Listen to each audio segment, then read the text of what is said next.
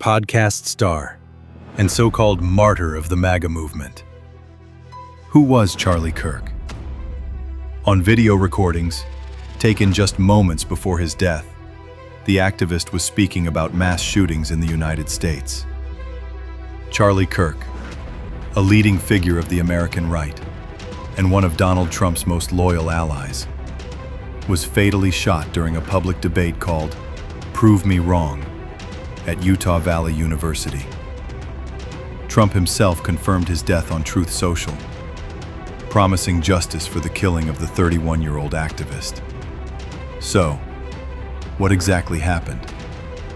Kirk, famous for touring college campuses across America, was debating students on hot-button issues. On video, just seconds before the gunfire, he asked, "Do you know how many transgender Americans committed mass shootings in the past 10 years?" Then he answered his own question.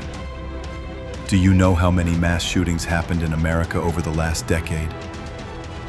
Kirk replied, "Counting gang violence or not?" And at that moment, the fatal shot rang out.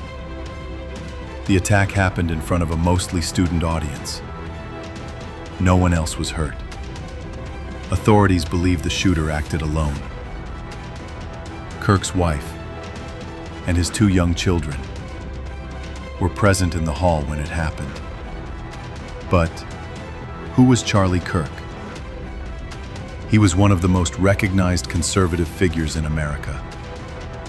At just 18 years old, he co-founded Turning Point USA, an organization that branded itself as the voice of the youth wing of the MAGA movement. Together with William Montgomery, Kirk promoted ideas of lower taxes and limited government. Online, he spread claims about the 2020 election being stolen and about the COVID-19 pandemic. By his own admission, Kirk was fighting culture wars against liberals, especially on campuses, on issues like gender and immigration. Over the years, his influence and Turning Point's budget grew dramatically.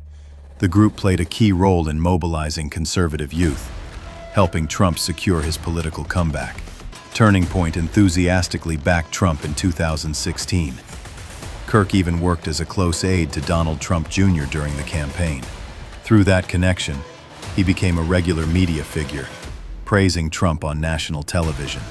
His podcast, The Charlie Kirk Show, drew between 500,000 and 750,000 downloads a day, ranking high on both Spotify and Apple charts.